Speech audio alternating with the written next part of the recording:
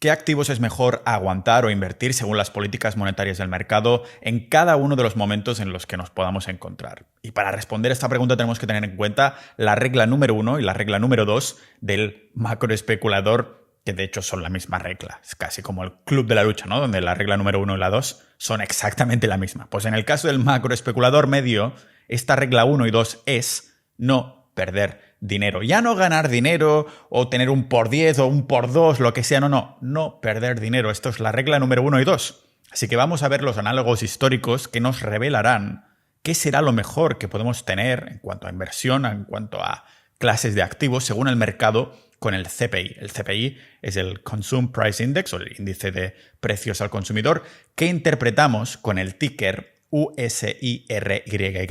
¿Vale? Cuando estamos analizando macrotécnicamente el mercado desde un nivel de una vista de pájaro macroeconómica. Y básicamente este CPI, este USIRY, nos mide la variación media en el tiempo de los precios de un grupo de productos, ¿vale? No importa si son bienes o servicios, que básicamente nos dice qué consume una familia media, haciendo que, bueno, seguramente sea una de las mejores gráficas para medir la inflación. Así que, para decirlo en lenguaje ninja y lo más básico posible, para mirar la inflación utilizaremos el CPI, que podemos ver gracias a esto en este ticker USIRY en el gráfico. ¿Y qué nos dice la historia? Pues que entre 1996 y 1998 el CPI, por lo tanto la inflación, era del 1,2%, por lo tanto tener renta variable era la mejor opción. Como no iba a ser, ¿no? Si fue justo antes del crash de las .com y lógicamente creció justo antes de que explotara todo esto. Porque en esta situación el dinero inteligente estaba pensando, pues, hostia, la inflación baja ahora, pues señala que la inflación será más alta luego. Ahora bien, cuando llegamos justo antes del estallido de las .com, que esto fue en 1999, el año 2000, entonces el CPI, la inflación, tuvo un pico de casi al 4%, por lo que el siguiente paso, ¿cuál era? ¿Qué pensaba el dinero inteligente si estaba el CPI a un 4%? Pues, lógicamente, hacia abajo. Porque en ninjas de la vida solo tenemos que pensar a modo cavernícola, por tonto o simple que parezca. ¿Inflación alta ahora? Entonces la siguiente fase será hacia abajo. Lo que hará que la mejor estrategia sea adoptar, cuando esto suceda, el efectivo o equivalentes de efectivo, ¿no? Y nos encontramos con lo mismo yendo hacia adelante en el tiempo. En el año 2002, el CPI hacía mínimos más bajos comparado con el año 98, lo cual significaba que era el momento de tirar por la borda el cash, el efectivo, y en su lugar comprar renta variable. Además de que tenemos un año Shemitah, ahora ya sabemos que es aquí que hemos aprendido en este podcast, estos años sabáticos cada 7 años aproximadamente, en lo que significaba que, al igual que la Fed, hay que monetizar la bajada cuando hay un año Shemitah. Y fue en 2007 que veíamos un CPI formando un mínimo más alto en el gráfico, comparándolo con el CPI del 2002, lo que significaba que vuelve a tocar rotar el capital hacia el efectivo. Y aquí tenemos que mencionar por qué he estado haciendo tanto énfasis estas últimas semanas en la vista de pájaro, ya no una vista de paloma, sino de águila, no es casualidad la imagen que tengo puesta en mis redes, en cuanto al proyecto de macroespeculador, este lado mío, porque después de este punto, el CPI hizo nuevos máximos, que esto fue justo antes de la crisis financiera, ¿vale?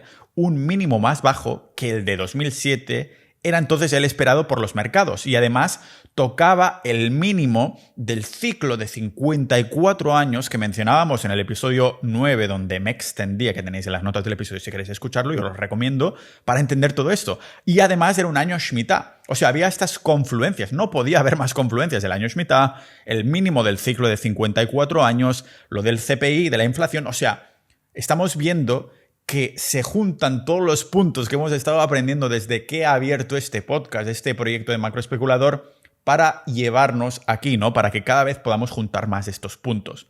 Así que ojalá yo hubiera tenido estos conocimientos y uso de razón, sobre todo a esa época, para recomendarle a mis padres cómo monetizar esa crisis, porque ese mismo año 2009, qué casualidad que fue un año Shemitah. Y el siguiente año Shemitah, después de 2009, fue el periodo 2015-2016, que ¿cómo estaba aquí el CPI, la inflación? Pues estaba al técnicamente, virtualmente, 0%. Y recordemos, modo cavernícola, ¿qué viene después de una inflación baja? inflación alta, ¿vale? Llegando hasta el punto del 3%.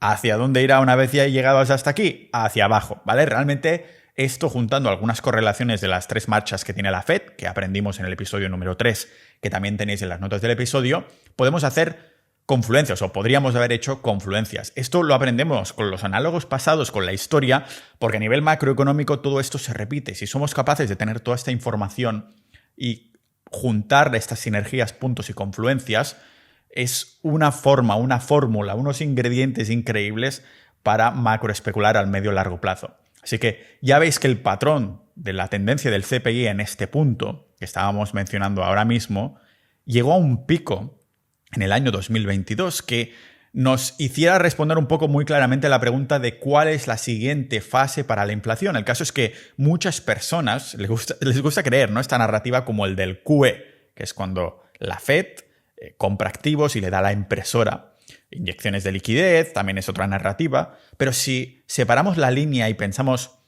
un poco en la comparación que estamos haciendo hoy, ¿qué hace el dinero inteligente en estas situaciones?, haremos mejores decisiones que la gente que simplemente sigue narrativas.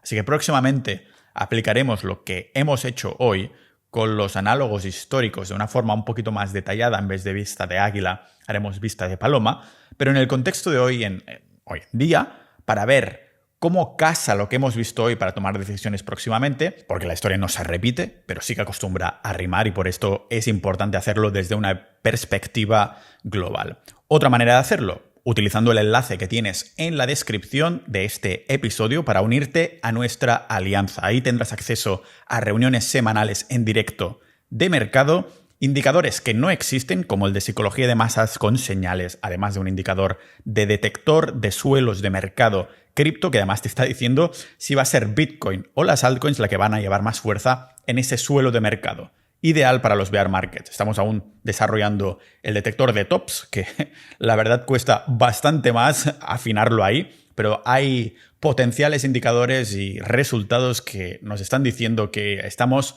consiguiendo algo que muy pocas personas, muchos pocos creadores están consiguiendo. Así que si quieres dar apoyo a este proyecto y acceder a todos estos recursos, uniéndote a la alianza con el enlace que tienes en las notas, en la descripción de este episodio, lo puedes hacer.